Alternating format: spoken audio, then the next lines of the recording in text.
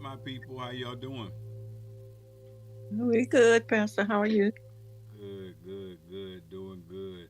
Want to welcome everybody to our monthly mental health ministry conversation.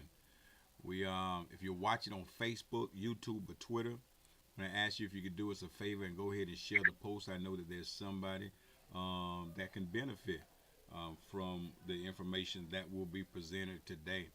And I want to give a special thanks to our presenter today, brother John, soon to be Dr. John Parker.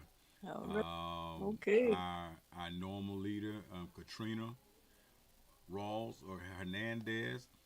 She's dealing with sickness, and brother John Parker contacted me and let me know that if I needed help, he was there to fill in. And so I All thank right. God for a person willing to make sure that this ministry is able to go forward. And I know that Katrina appreciates you, John. But again, those that are Amen. watching on Facebook, YouTube, or Twitter, go ahead and share the post so that others might be blessed. And I present um, let me see what I'm going to call him right now so I don't scare him too bad.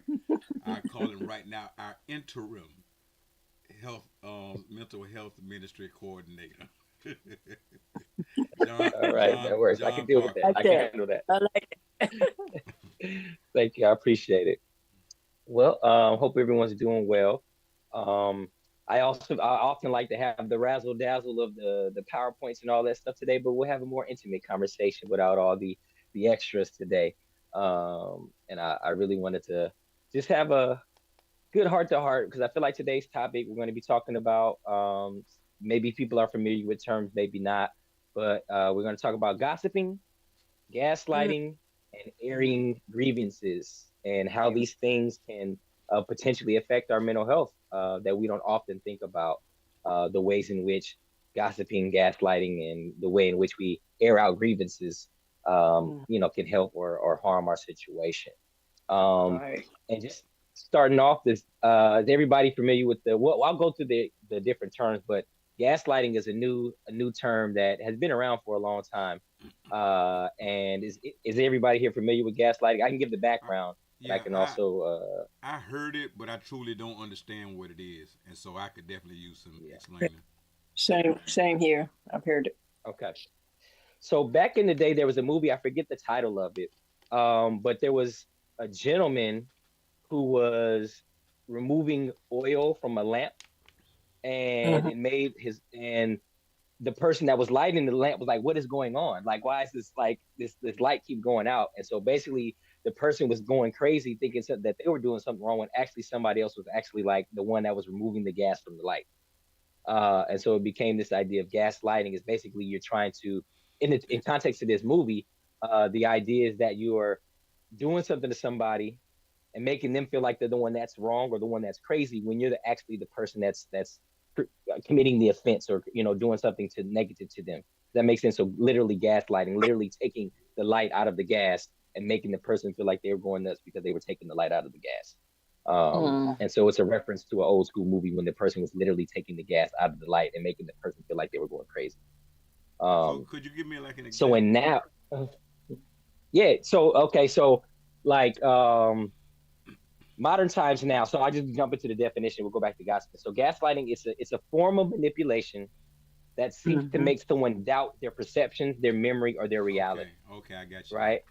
So in this situation where the person is filling up this lamp and keeps going out, and they're like, "Why does this lamp keep going out? Like I know I put the gas in there. I know the lamp should be lit, but the lamp is going out." Not knowing that the other person was the one that was removing the gas. So they're starting to doubt the reality. They're starting to doubt their sanity. They're feeling like they're going crazy because this lamp doesn't have any gas in it and it keeps going out. And so No, now in modern times, you'll have situations. Does that make sense? Go ahead. yo, yeah, I got you now.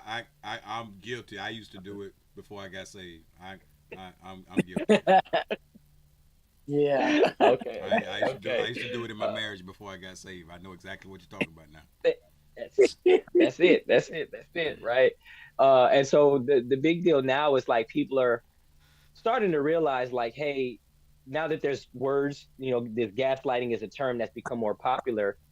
People are having more of a voice and understanding when they're being manipulated, or when someone is trying to rewrite. We call, me and my wife, when we talking, we call it revisionist history. Like, hey, like, I don't know if that happened that way. You're saying it happened that way. I can't necessarily remember, but I don't know if this is the truth, right? And so it's one thing when it's playful, but it's another thing when somebody's intentionally trying to manipulate facts or change history or rewrite history, with the intentions of manipulating or making somebody feel crazy or making it feel like they're the problem when in fact I'm the one that's actually the problem. Does that make sense? Mhm. Yes. Yeah, you didn't taught me a lot. Yeah. You can go ahead and say goodbye. You didn't taught me a whole lot. I always heard it, but I just never truly knew what it meant. Okay. Yeah. Yep. So like examples can be like, hey, denying past conversations. Like, that happens. The more I'm married, the more I'm like, man, I thought I said that. I thought we talked about that. Maybe it just happened Mm, in my mind. Maybe I meant to have that conversation. mm, But when somebody knows there was literally a conversation that happened and they deny it or try to make it seem like you're crazy, it never happened, that's gaslighting. That's like, hey, wait a minute. We had this. We had this conversation, but if the person can't remember, you can make somebody feel guilty or feel ashamed for, like, say for instance, if me and my wife have a conversation about picking up our kids from soccer, right? And if we didn't have the conversation, but I know my wife's memory sometimes lapses, or if we don't write things down or put it on the calendar, she forgets. I can manipulate her into feeling bad for picking up the kids late or forgetting to pick up the kids if we never had that conversation, because she already doubts sometimes that the conversation actually happened because she can't remember. So if that's the type of person I am, I'm going to make her feel bad and be like, no, we had this conversation about picking up the kids when it never happened. And mhm, on the other end, I can deny, like if she's saying, no, we talked about this and I know we talked about it, but to make her wrong, or for me not to be guilty, I can deny that conversation ever happened. Um, mm, Another way it happens very often, and especially in relationships with people, is to trivialize somebody's feelings, right? So if somebody says, "Man, you hurt my feelings," like, "Man, I didn't hurt your feelings. You tripping? Like, you hurt your own feelings." Like, I've said that to people, and what I've meant is like, "Hey, even though I didn't say or I didn't mean how you took it," instead of like, hey, apologize and say, you know what, that might have came out wrong, or maybe you misunderstood what I'm saying.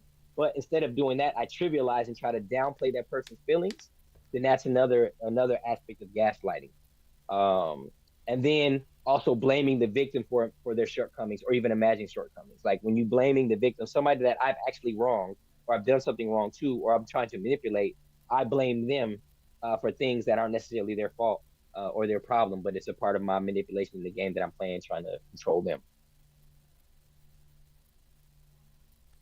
Um, and as y'all hear me talk about that, like, do you have any thoughts on, like, not necessarily tell me when you've done it, or like, just thoughts about the idea of gaslighting and whether or not it's a real thing, or you feel like it's just something that people just make up just to feel comfortable with their own shortcomings or shenanigans of the things that they do. No, it's definitely a real thing because I used to do it Okay, okay. How do was it what was the goal for you when you did it? to not get What were caught. you trying to get out of that situation? Oh, To not I get got you. caught. Okay, okay, that's facts. That's absolutely it. Yep. And that's kind of how it goes. It's a game of manipulation. Again, the bottom line is not to get caught, and to be able to kind of get away with what you're trying to do. Simply said. Um, I know oftentimes, when I'm talking with people, uh, especially couples, gaslighting becomes a tool of the trade when it comes to not getting caught or trying to place blame, or not when the person doesn't want to deal with the reality of what they've done, or the role that they play in making someone else's life, you know, difficult. And it's a learned behavior, and sometimes it's just innate in people, manipulators, depending on how they grow, but depending on their environment they grew up in or whatever. But it's not something that has to be like, you don't have to be a gaslighter. Like, it doesn't have to be a part of your personality. It doesn't have to be what you do, but it's just an easy fallback for a lot of people. And I think on the other end of it, for someone that feels like they're being gaslit, if that's the way you say it, or if they're in a relationship with somebody that likes to gaslight, the key to this stopping the gaslighting is to establish those boundaries, early on. or making sure that when you're having conversation when someone's trying to gaslight you, being able to stop the person from manipulating, stop the person from making up facts that didn't happen, stop the person from being able to continue to use things that you don't remember against you, and allow the truth to be spoken as much as possible, which can be difficult if you really don't remember having a conversation. But the more you allow somebody to gaslight you, the more you feel bad for when they're gaslighting you, especially when you can't say for a fact that yes, I fell short in that situation, is very important. And because as long as you feel guilty, as long as you allow that manipulation to continue to take place without setting a boundary of like, hey, maybe we need to stop the conversation, or hey, maybe since I can't remember and you can't really point out the fact that I did or did not have this conversation with you, or I did or did not forget this thing, we need to change the subject or come back at a time when we actually have facts to support these arguments. Um, but what happens in the end, if you don't set those boundaries, the manipulation continues. It gets stronger to the point where you're second guessing stuff that you know you did.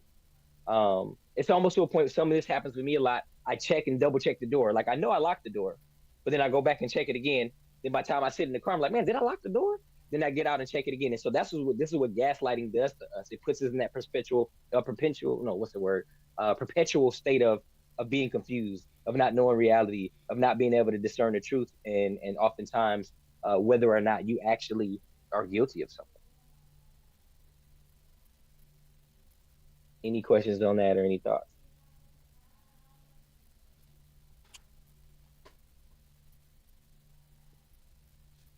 I What do think you you, explained Pastor Ross? well. Oh, okay. Go ahead. I'm I sorry. think Go ahead. Dr. I got more clarity on it now. I think you did a good job on explaining what gaslighting is. Thank you. Okay, no problem. Yep. Have you felt that there's been a time where you felt like you were being gaslit, like somebody was gaslighting you, and how Yeah. did it make you feel if you've been in that situation? Yeah, well, I look back over my life and there's some situations I was in and some relationships. Yeah, I can recall that. But that's Mhm. history. I don't let it bother me anymore. I'm not Okay. there anymore. But yeah, I can certainly recall some times that I was gaslighted. Okay. Okay. I got you.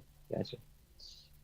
And I was going to ask you, Pastor Ross, when you were in your gaslighting days, did you ever get pushback? And like, was it a thing, or were you just the master gaslighter and you was able to kind of do your thing? Yeah, yeah, because when you were asking the question, have you ever been? Yeah. Um, I think I think it's a character. I think you either the manipulator or the manipulated, and because Yeah. Yeah. I can't think of a time to where somebody has done it to me, and Uh-huh. maybe it's the possibility that in my in my character, I have the potential, and so even Hmm. though I don't do it anymore, I have more of a potential to be the manipulator over being the Hmm. manipulated.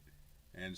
And so Hmm. as I'm trying to make sure that my character is right, I think it's good to identify that because I couldn't think of any times to where I've been manipulated. But I can definitely think of Hmm. times where I've done the manipulation, and so it might be a part Hmm. of a character flaw that I have to make sure I stay on top of because the potential is there. Hmm. Yeah. And I think part of it too is manipulation. That word gets a bad rap because textbook. If you're manipulating, there's bad, right? But then there's also ways in which you can use that skill of persuasion for good. Like hey. But I think what happens with the gaslighting is that is the intention. The intention is no good. The intention is to make somebody feel crazy. The intention is to deny your guilt. And there's ways to redeem it. I would say, but it's not a redeemable act. Like you can take parts of personality and things that you do, and redeem. But the act of Hmm. gaslighting has that particular negative connotation. Like the goal of that is manipulation at the end of that. So I just want you to be encouraged, sir. You're all right. You could be all right. And Uh, it probably, and you can tell me whether I'm right or wrong, but it probably has to mhm, do with a characteristic within us that likes to control, and like Hmm. yes. and that doesn't necessarily have to be a bad thing, but if you don't Hmm. Hmm. discipline yourself to make sure you're doing it for the right reasons, it could be Yeah. a flaw in your character. but it seems like it has something to do because when I just think about it, you got me going back and thinking now and trying to look in the mirror, Mm-hmm. and Mm-hmm. and I think that it has to because I do like to be in control, Hmm. and so it might have to do with a part of a character of feeling comfortable when you're in control. Mm-hmm. Mm-hmm. Yep. Yep. And I think that's oftentimes that is what pushes the the wanting to be in control to the manipulation to the gaslighting because Right. that's oftentimes when we're trying to grasp for straws, especially when we're trying to stay in control of things, you pull from whatever resources you have. And if the way in which I keep it, throw you off the fence, or to try to keep from getting caught in something, I got to dip into my bag of gaslight. I got to dip into my bag of manipulating. And I think that's a good point that you make. That sometimes we might have maybe not necessarily bad intentions or good intentions. We may just have a way of being that have gone unchecked, and sin enter into that way of being instead of being in control and trying to just maintain order. It can become manipulation. It can become gaslighting if left unchecked and if not filtered through the lens of righteousness or holiness or whatever word you want to go in. And and there's a benefit to being around people that hold you accountable because Mm-hmm. and this has not had nothing to do with gaslighting, but I think it probably does have to do with control. Sometimes like if my Mm-hmm. wife is Mm-hmm. telling me something because of Mm-hmm. my character, I just want to fix it, but she's not always telling me so I can go fix it. She's just telling me for the information. Mm-hmm. Mm-hmm. But I automatically, Mm-hmm. instead of just listening close, I'm ready for her to stop talking so I can go fix it. And I think that goes back to control. I'm trying to control the situation. If it's bothering her, Mm-hmm. I want to go fix it so it doesn't bother her. But she's not necessarily telling. Mm-hmm. And so she helps me by as soon as she sees me trying to position myself to go fix it. She said, "Ron, I don't want you to fix it. I just want to tell you." And so she Yeah. helps me. Yeah. She helps me try to balance that. And so I think it's good when some of these things are part of your character to surround yourself with good people that will help bring out the good of your tendencies as opposed to allowing you to fall into the negative of your tendency because you said that the manipulation doesn't have to be a bad thing, but you can use it for bad reasons as well as good reasons. So I think even when you got characters like that to where you like to be in control, I think it's nice to be around people that can hold a red flag up for you in a respectful way and say, like she does, I don't want you to fix it. I just want to tell you. Absolutely, absolutely. And the word I substitute manipulation is the power of persuasion. Hey, you're able to persuade, and if you're using it for good, it's persuasion. If you're using it for bad, it's manipulation and gaslighting. So, and you're absolutely right. We got to have that accountability, and we got to have people that are in their lives that are challenges. Say, hey, you're moving into a realm that ain't where you need to be going, and what you're saying and what you're doing is moving towards manipulation and gaslighting more so than positively persuading someone or something like that. Um, I and I don't shy away from being honest. I don't care if they're preachers or not. mm-hmm, mm-hmm, But there was this preacher in Gainesville mm-hmm, that it appears to me, from situations that I've been hearing. He's in jail now. He got in mm-hmm, trouble and might have family members that's listening. mm-hmm, But I absolutely don't mm-hmm, respect what he did to those innocent, to mm-hmm, those people. But I think he used gaslighting. mm-hmm, When I hear some of the testimonies of people that mm-hmm. have been hurt by, I think he used this Mhm, gaslighting thing um, to mhm, manipulate and control people to do what he wanted. So I absolutely do think that he was trying to that he was trying to build a cult, and so mm, I think that that's probably a strong skill set for someone that's a cult mhm, leader. Gaslighting seems mhm, to be from this conversation seems to be a strong mhm, skill set for a cult leader. mhm. Yeah, absolutely. It's definitely in the toolbox, 100%. Yeah. Yep, yep. And because that's the way it works. It's like, man, I have to take away your ability to reason, to think clearly, to have a solid grip on perception and reality. And the way in which I can do that to be a cult leader and to get you to follow me and do the things that I need to do and to manipulate you is to gaslight you, to make you feel like you're crazy. Again, like the example from the movie. I know I'm putting gasoline in this lamp, this oil every night. What is happening? Where is the oil going somewhere? And if somebody comes along and says, nah, you're not, you haven't, no, you didn't. And then they can convince you to like, hey, let me, like, I don't know, whatever comes after that, after the self-doubt comes in, like it's just a trickle down effect after some point in time, man. Yeah, 100% gaslighting is the tool of manipulation and bad leadership. 100%. And so and so now I'm even listening. It seems like Satan is a Mm-hmm. master gaslighter, because Mm-hmm. his whole way of success is to get us to doubt. Yeah. If he can Mm-hmm. put doubt in our minds, we can go right Mm-hmm. down the direction that he wants us to go. So it sounds like he's the master Yeah. gaslighter. But Mm-hmm. I'm also Mm-hmm. claiming my faults too. But seems like that's a success because he can't force us to do anything, but he can Mm-hmm. surely cause us to doubt ourselves and our own abilities, Mm-hmm. and make us say Yep. things like I'm only human. Mm-hmm. Yes, sir. Yep. Yep. Yep. Yeah. 100%. Yep. Yeah. So yes. So I think that we in thinking through gaslighting and whether we're part of it or whether someone's doing it to us, and even watching those around us or people that we know that might be using that tactic. I think you're absolutely right, Pastor Rawls. It's the trick of the enemy, and it becomes a tool of humans um, to be able to move in ways in which the enemy of our souls moves. And so if we find ourselves in a situation where we're gaslighting and we know consciously that we're doing things to make people feel like they're going crazy, to to play with their memory, to alter their reality, that's something that we got to repent from and stop doing immediately. And find a better way to communicate and to be in control, and or if control is the word, or to be able to have communication. You don't want to go around trying to control people, but controlling your environment and making sure you're safe and you set boundaries is absolutely fine.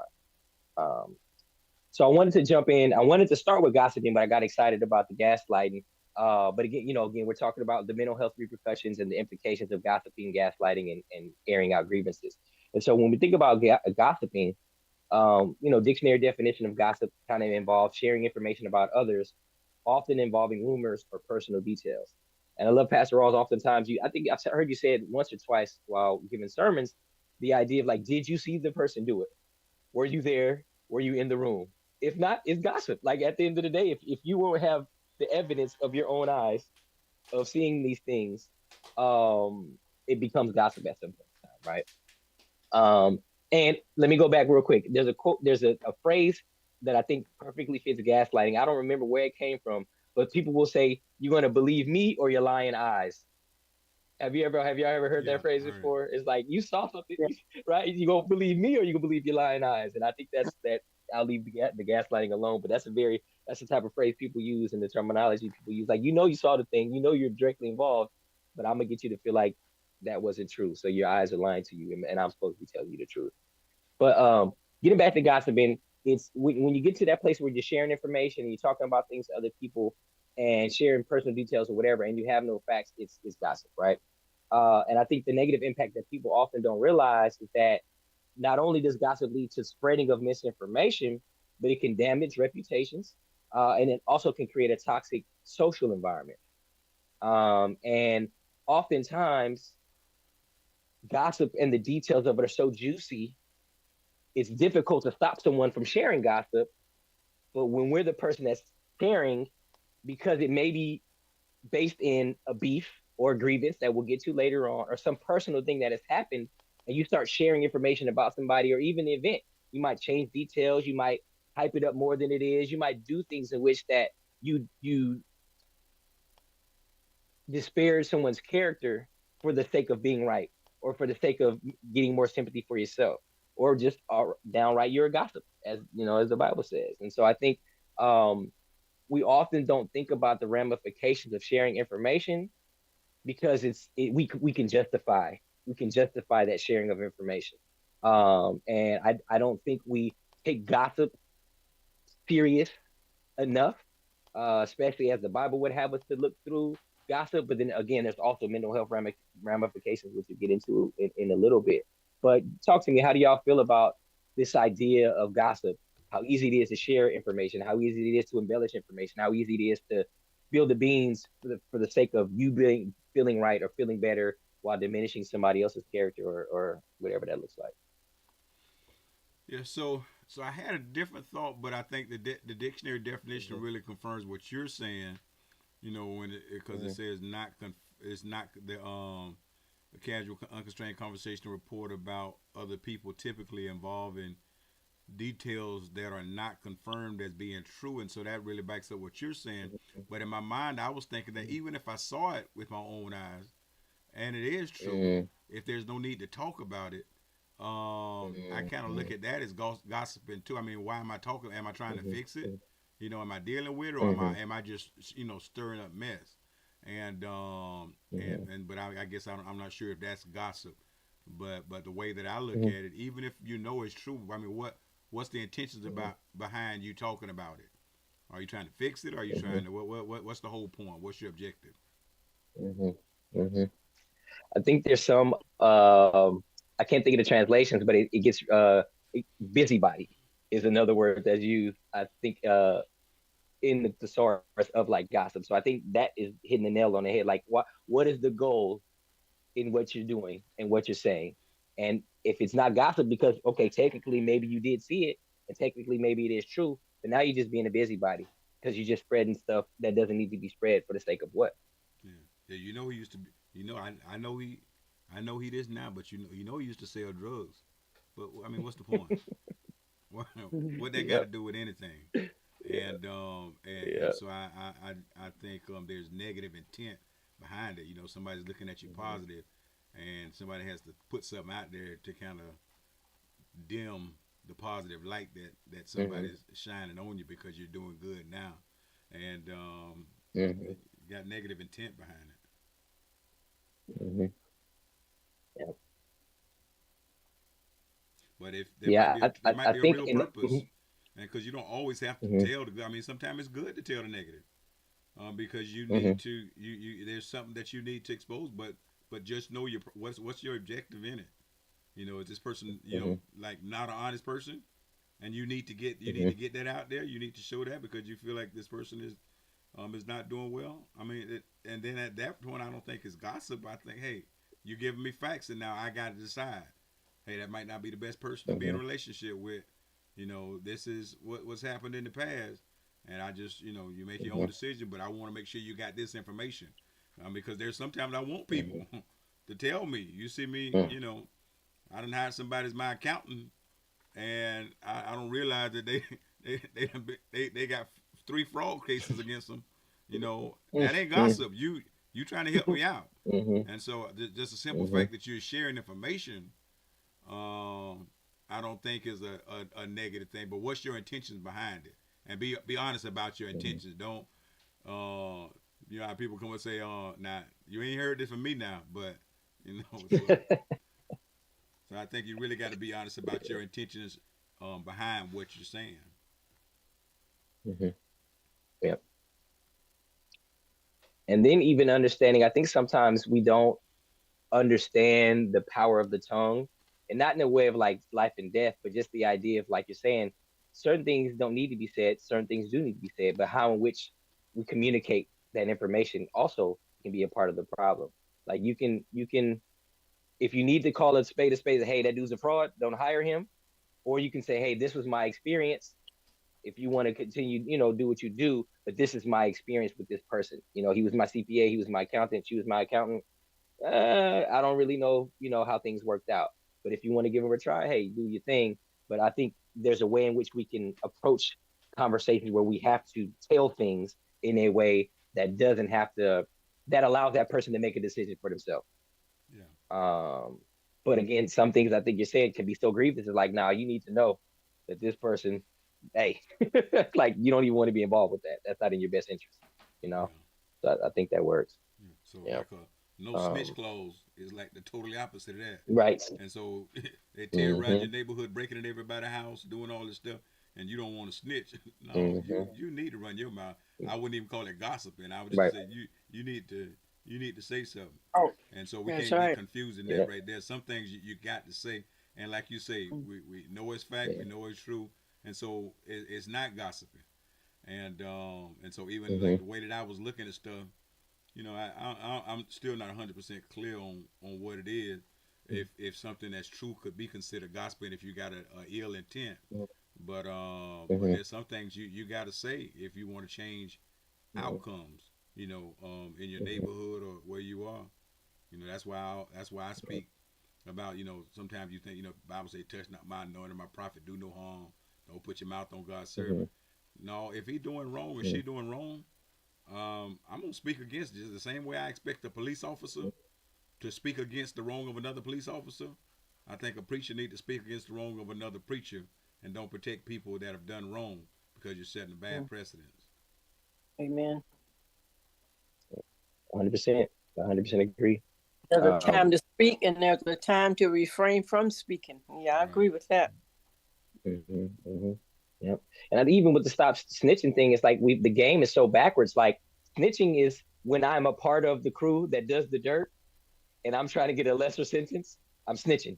If I'm an innocent bystander, if I'm a citizen and something is happening in my community or to a loved one or to a neighbor or whatever, that's not snitching. That's doing the right thing. You know what I Right. Right. mean? And so we've allowed street code that is based in foolery to enter into common sense and how we operate as human beings and people and how we relate to one another. I'm not a snitch if I saw you do something that's impacted me or my family or my community, and I decide that this needs to stop. There's a way I can maybe come to you first, depending on what the situation is. That hey, man, chill out with all of that. But if it's life or death, or like somebody needs to be stopped because they out here committing crimes and hurting people, that's not snitching. And I think it goes along with what you're saying too, Pastor Ross, about this idea of like truth and gossip.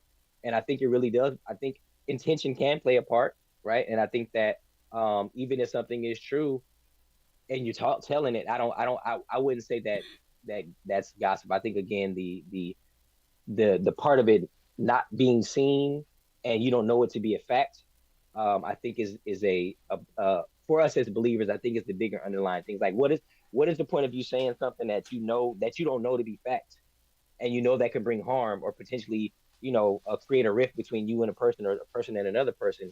Like that's, I think, for me, where the gossipiness and the negativity comes from. Because again, truth is truth. How do you say it? When do you say it? The right way to say it. Use your tact. That's good. But when it comes to just being just saying whatever, whenever, about whatever situation, and you have like no clue, no insight, and no real uh way of knowing that this thing that you're saying is true, I feel like that's the problematic nature of gossip and how it ruins relationships and how it tears people down.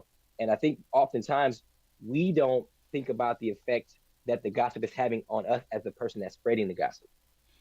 Not So only is that God not pleased with it, but no, go ahead, go ahead. no, I was going to say not only is God not pleased with it, but it also again it impacts us in ways that we don't know, and I'll talk about that towards the end, So just in that terms of yeah, the that's what I mental health. wanted to. And you say you're gonna go there. I wanted to know like what's the impact of being in a situation to where you buy into the no snitch. You can't tell Mm-hmm, and you just allow this stuff. But especially for like a young person. mm-hmm, You're watching this stuff. You know what's going on. You see the damage. You know all the answers. You know the stuff that the adults are looking for to try to fix the situation, mm-hmm, but you can't. I wonder if that is that like a really heavy load for a young person to carry, yeah, trying to fit in, mm-hmm, and trying to go status quo, uh, when probably in mm-hmm, their heart they really wanna help fix the problem because they're probably terrorized. mm-hmm, Is that a big heavy load mm-hmm. for a young person to carry? Absolutely, 100%. I think some of us may have seen like movies or TV shows where the one kid's getting bullied, and then somebody finally steps in and says, "Hey, stop!" And like the cool kid comes and stops the kid from getting bullied or whatever, and then they become friends and happily ever after. It's kind of like the same situation. Like, unfortunately, we're in a time where when bullying is happening and different things are happening, the crowd just gathers and just whips out the phone and starts recording, and nobody steps up to the plate and says, "Hey, stop." And so, what I think what you're saying, the analogy on the mental health side is that when you're watching, and you know that something is wrong, but you don't do the right thing, it adds stress to you. It adds anxiety to you. It adds worry to you. It could make you depressed. You know what I mean? Like all of these things, it could result in PTSD, post traumatic stress. And like there's ways in which your body and your mind can be impacted by you not being the person who maybe not seeks to right wrongs, like you don't have to be a Robin Hood, but at least try to be a part of the solution. And that may involve speaking up and speaking out. And it may not, you don't necessarily have to put your neck in the noose and be like, hey, I'm gonna be out here and tell everybody up front. Maybe you need to have that conversation with a teacher. Maybe you need to have phone into the police anonymously. Maybe you need to talk to your pastor or talk to an adult or somebody that can handle that type of information and disseminate it properly. But yeah, we're not meant to carry on those burdens of seeing and being a part of wrongdoing and not doing anything and not saying anything. And it just wears on us. It wears on us. It wears on us. Yeah, I Mhm. think I think it's a real low because even at I've had like we sometimes when young people are killed in our community, Mm-hmm, sometimes we're one of the churches that they come to because it's gonna be a mm-hmm, hundreds and hundreds and hundreds of people coming mm-hmm, and but I've had people come to our parking lot attendants because they don't even know mm-hmm, them and mm-hmm, come and say, hey, um, I this happened. I saw this or this. I think they just needed to get it off. Who mm-hmm, I'm telling probably mm-hmm, can't even fix the problem, but at least I got this mm-hmm, weight off. And it didn't really matter.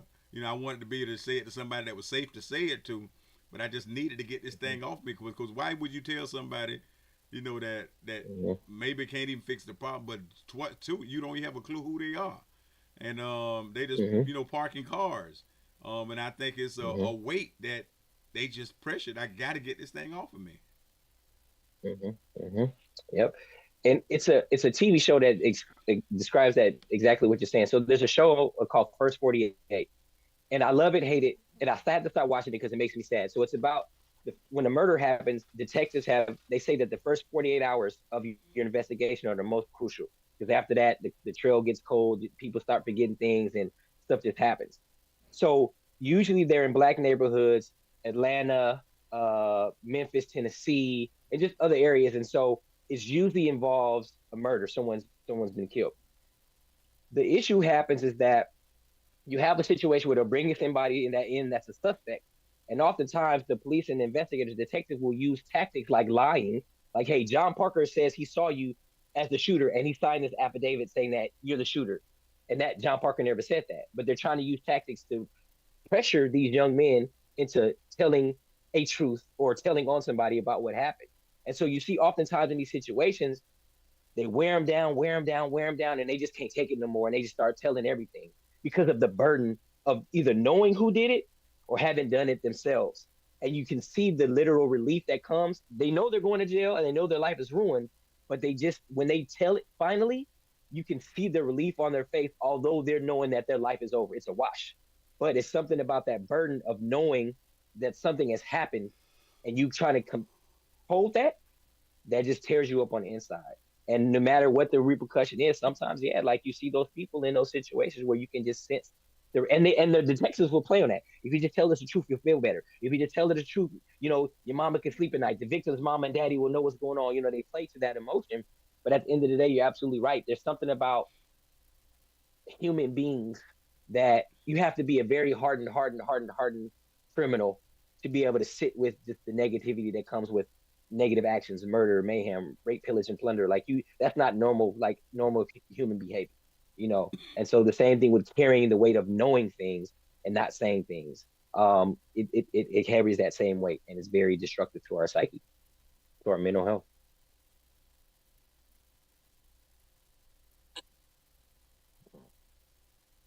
Any questions? Anybody have any questions thus far about gossiping, gaslighting? Anybody that joined us late that wanted to get caught up on anything briefly? If I can, I'll be happy to do it.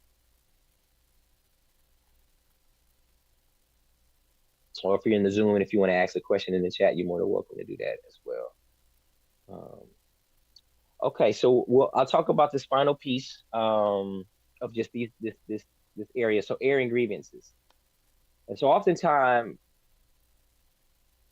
if we're not gossiping, if we're not gaslighting, and we have an ought, as the Bible would call it, against somebody, or if we feel like somebody's done us wrong, or if even if you feel like somebody has gaslit us, whatever the case may be, there's always a way in which we should handle airing out grievances. I think Pastor Rawl in one of our conversations, I don't know if it was a Bible study or one of the mental health things, you talked about like, hey, like, how did you put it?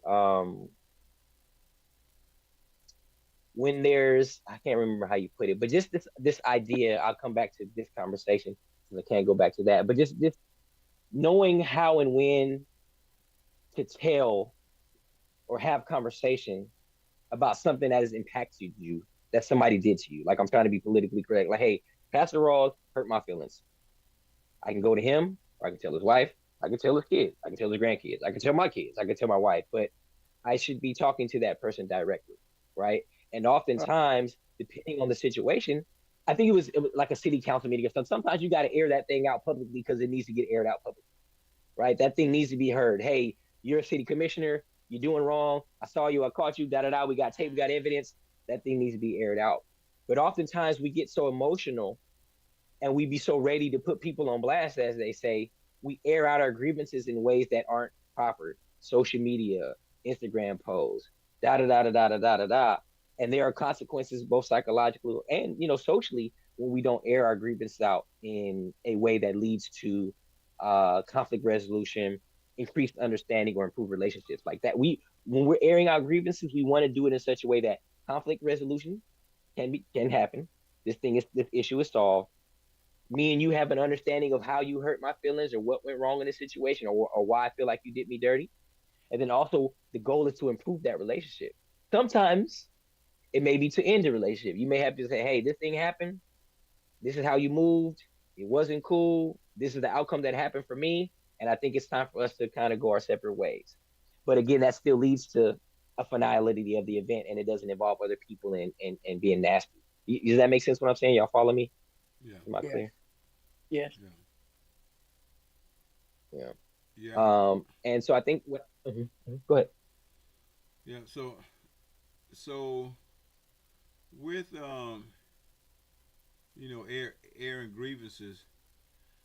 Mm-hmm. So, and I know that just because I think a certain way, it doesn't make it right. Mm-hmm.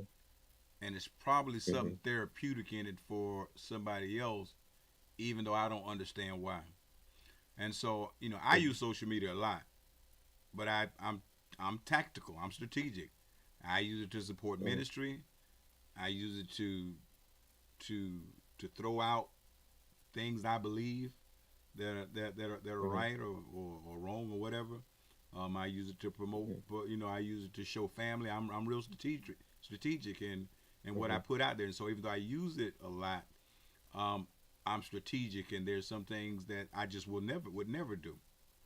And I see people that really put some things out there that they really show more of themselves than, in my opinion, they should show. And I'm not talking about like body parts. I'm just talking about feelings. You know what who you don't like. This that. They just show some things that in my eyes, I'm like, man, I would never let people in my life like that. I would never show that side right there. But that's just me. And I'm wondering if for some people, if it's I just don't want to assume that they're ignorant for putting all their business out there like that. I'm wondering, is it therapeutic or is it ignorance? And I know it's not black and white, but some people just put their whole story out there. The good, I ain't gonna put my bad out there. I'm not gonna put my ugly out there. I put my good out there, but I ain't putting my bad and my ugly out there. But some people put it all out there for the world to see. People that you don't even know, and I don't. In my mind, I'm like, that's kind of ignorant. But it might be a good practice of some kind of therapy. I don't know. What do you think about that?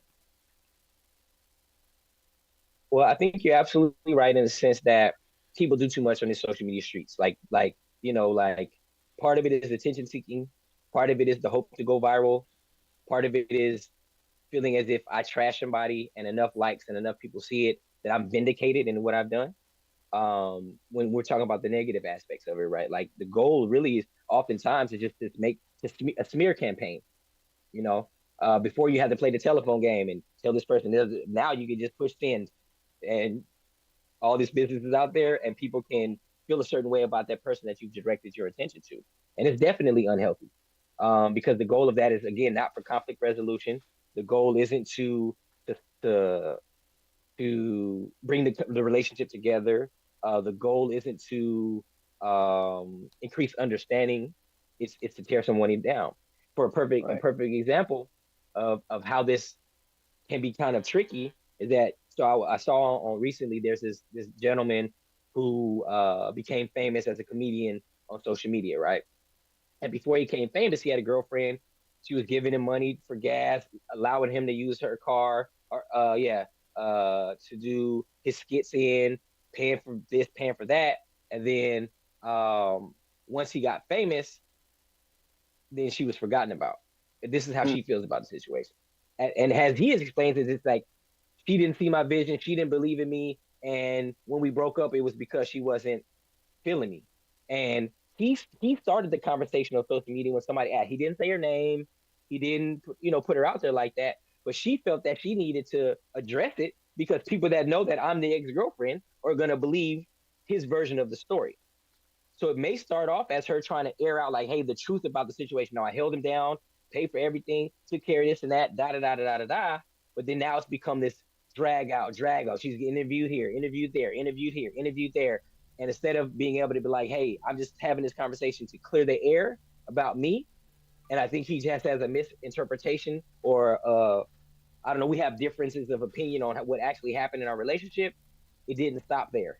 And then now it just becomes name calling and name calling, name calling, name calling, name calling, and it's just being aired out on social media. And so the point I'm making in that conversation is that, hey, when he first tried to have a conversation about not feeling held down, not feeling cared about, not feeling as if his ex-girlfriend had his back, although he didn't say her name and didn't, he maybe went soft, she felt offended. And instead of having a conversation with him, she went public, as his conversation was public, but now it's not stopping.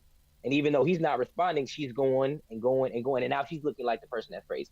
She's looking like the person who was bitter. She's looking like she's setting herself up and opening herself to criticism that wouldn't necessarily be there if she had just left it alone, and or maybe had a private conversation with him, because a private conversation could lead him to retract his comment. Like, you know what, hey, I went on a podcast and I said some things about my ex-girlfriend. I realized that maybe I was hurt or maybe I wasn't in the right space. And so I said some things that I shouldn't have said. But instead of that being the conversation, now she's looking how she's looking because she's going to social media and jumping from platform to platform to platform to air this guy out. And now it just seems like she's seeking attention, when it could have been handled in such a way where she could have gotten an apology or whatever the case may be that maybe she's looking for. But now it's not going that way. And so she's opened herself up to ridicule for the whole world to see, based on coming in strong with her feelings about how he tarnished her, her name in on social media. Does that make sense? I know that was a long story, Yeah, but I no. was trying So it to. would be extremely helpful that I learned. I mean, my emotions are real. I felt what I felt, but that I learned how to handle my emotions in a way that doesn't hurt me. If I learned that Mm-hmm, skill set, and the emotions are mm-hmm, real. I can't. Yeah, I'm mad. I'm mad. Okay, but what do I do mm-hmm, with that emotion? What do I do with that anger? And it would mm-hmm, probably be helpful if I learned, you know, what's the best outcome for me, with this emotion right here. How and learned how to I can't just dismiss my anger, but mm-hmm, how do I how do I manage that anger, in a way that doesn't doesn't affect me negatively. mm-hmm. Yep, absolutely. And we talked about it before in the conversation about emotional intelligence, right? When you're Mm-hmm. just so worked up that every time or anytime you're offended by something, you just fly off the handle and don't take time to stop and think about how you should say, how you should approach. Maybe you should leave it alone. Who you should talk to about it, and just start responding. You become like this guy's ex girlfriend. You just bop on social media, or you start gossiping, or you start doing something, because you're not able to regulate your emotions. Take a deep breath, relax, calm down, and then proceed in a way that's beneficial. You just respond, respond, respond, respond. They say responding, reacting, I should say, as opposed to responding. Responding is like, hey, you've taken careful consideration of how to move and you move, but reaction is just You react without thinking, not worried about consequences, not worried about repercussions. You just do and you just say, and that's what we don't want to be. We want to be responsive and respond well, not reactive. It's almost like shaking up a soda jar. Like you know that that 2 liter has been shaken up, and you can be irresponsible and just take the top off, and the soda flies up everywhere, or you can let the gas out little by little, a little, a little, a little, and therefore when the cap comes off, you can pour your drink and there's no issue. But oftentimes the bottle gets shaken, and we taking that cap right off, and we just messing up everything Yeah. because we're not emotionally intelligent. We're not responsible with our responses, and we just fly off the handle. Nick, that's what we talked about in the men's ministry on Saturday, ain't it? Mm-hmm. Yes, sir. Yes, sir. Exactly what we talked about.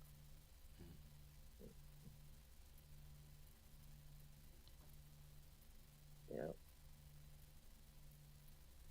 And I think people don't understand. Again, getting back to like putting these three things together: the gossiping, the airing out grievances, the gaslighting, is that it may feel good to go off on somebody.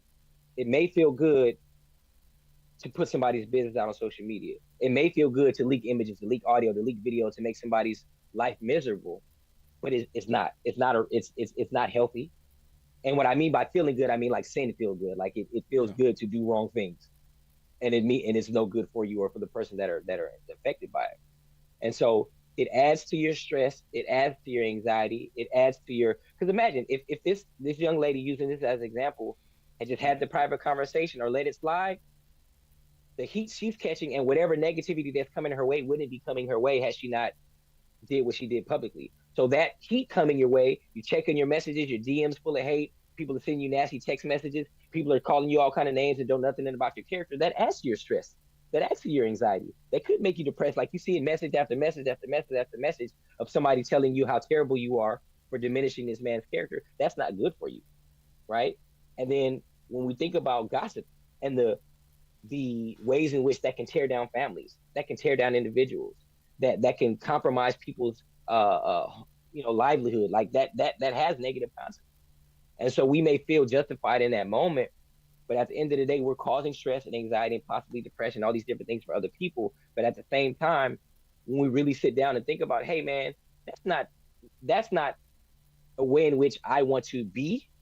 If you have that kind of foresight, it doesn't make you feel good. Like you can say the thing and do the thing, put the stuff on social media, but if you have a heart, especially if the spirit of God dwells in you, that should make you feel uneasy. Like you shouldn't be able to gaslight, gossip, air out grievances in a way that's not kind, that's not loving, that's not full of the fruit of spirit, and sleep at night. Like you shouldn't be able to sleep at night when you do things like that. The spirit should be checking you, and you should be feeling a certain type of way. And it may not always lead to like diagnosable mental health issues, but it disconnects you from the people that you're hurting.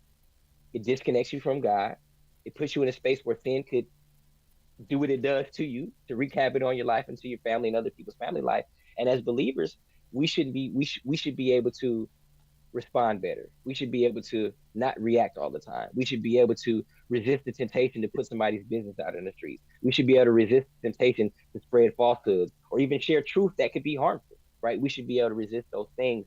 But I think the nature of sin, the nature of the way in which we feel when we do these things, especially feeling justified in doing these things, it oftentimes can overrule sensibilities. It can overrule us doing the right things, and it just leads to a slippery slope of nonsense that makes our lives miserable and it makes the lives of other people miserable. I wonder if my own insecurities have anything to do with my desire to hurt others.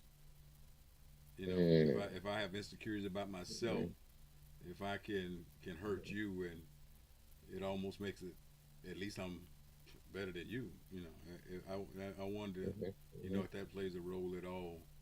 When Yeah. we try so hard to hurt somebody else, you know, Mm-hmm. that if it has anything to do with our own insecurities. You know, man, I want to say that's what I was trying in a line like that also, where I think is a lot of time that person has a complex about themselves, and then they're trying to draw attention to them, Mhm. and I think it's more than what you're saying. It is a overall feeling about themselves insecurity, but I think they actually do that I would look at them saying maybe they're trying to draw. How can I get help? Or they feel like hurting some, not really understanding that it really hurt, but it's probably say just attention giver. I think that's what a lot of I think happen with people. They don't really understand what hurt because they've been in hurt. And I was just going to use that, if you don't mind me using a louder, what you and I observed on Sunday. Those Yeah. people probably lived in a lifestyle that they all they see is Riddick like that. So when they do things that that draw to try to help them get attention because they just don't understand. I think that's what I see. Mm-hmm. Mm. Yeah, I think you're 100% right. A lot of these things really have to do with where we are internally and how we interact with people and how we do other people very often lies within us. Because you know what they say, hurt people, right? And so sometimes, like you're saying, if I don't know how to get the attention, I don't know how to have the conversation, I don't know how to approach things in a positive manner because I never was taught that. I didn't learn it in school. My parents didn't talk to me about it. You're gonna just react, and you're gonna do things that make situations worse. And it often starts with who you are, right, and your own insecurities. Because a secure person doesn't have to respond all the time. A secure person doesn't have to go on social media and try to justify themselves. What do they say? When you're the man, you don't have to tell people you're the man, right? And so oftentimes, if you have a healthy relationship with self and an understanding of yourself, you don't have to feel like you have to respond. You don't feel like you have to share information you shouldn't. You don't feel like you have to gaslight people and manipulate people and take advantage of people. And it's 100% internal. It's 100% you and how you view the world, how you see the world, and your relationship with your own insecurities. That's so Earlier you was talking about when we talk about the other word snitching and telling. I think it connects. I think it connects the same way. Person understand how important it is to help get something solved. That no one is hurt, but they can't see that that's important because they a lot of times they just don't know no better too. But it becomes because they don't understand. So totally just detached, unlearn. I hate to say call it unlearn, but I think it's all mixed with that unlearn and hurt when you because if you know how important it is to solve a crime, when what's the results of it, I think people don't even look at it that way. How you solve it, and the individual can watch something. So I ain't got nothing to say. I ain't gonna say nothing about it. I think that's also a form of insecurity too. Not necessarily saying, well, I'm not going to tell them, but because it's an important thing. Protection is one thing, but to solve and keep overall protection is another. It's about everybody, not just the individual. I think then it goes right back to this insecurity also in this.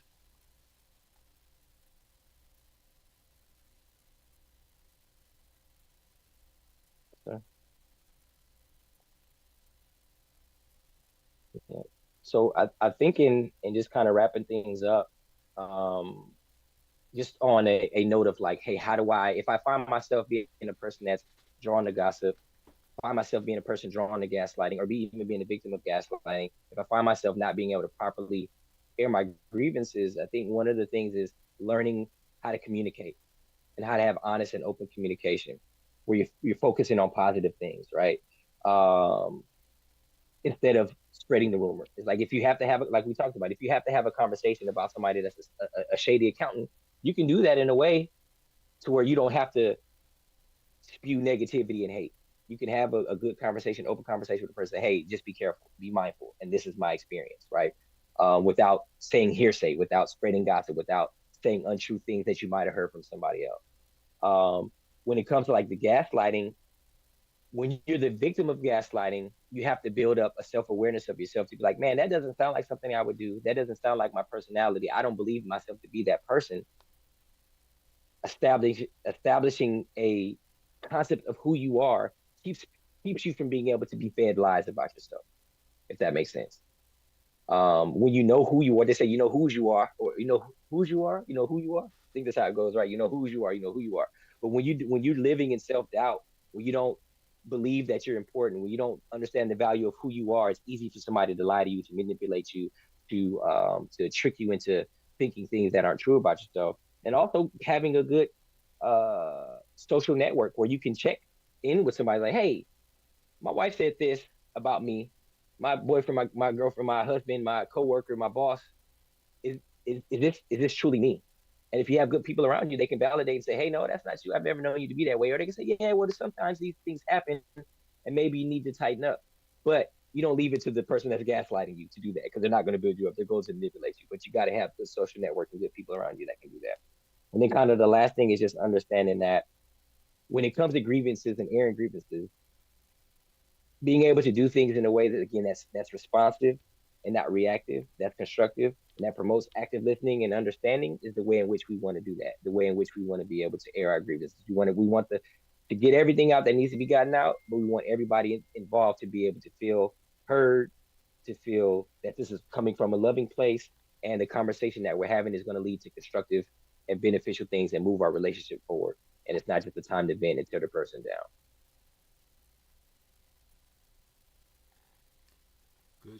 Good stuff, sir. Mm-hmm. Have you ever heard the expression "misery loves company"? Yes, ma'am. Lots of the time, people not satisfied with their own lifestyle, then they want to try and make yours miserable too. So, a lot of gaslighting and lying and gossiping and all that stuff. Yep. Good.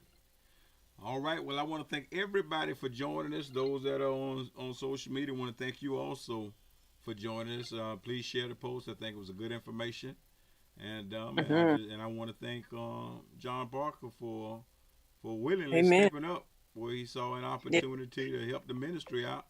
And so for that, I'm thankful, sir.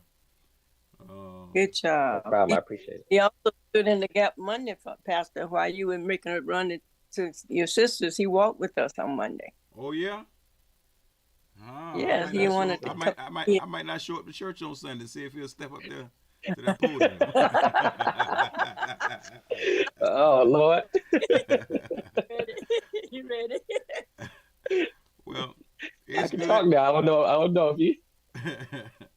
Well, I want to thank everybody for coming on.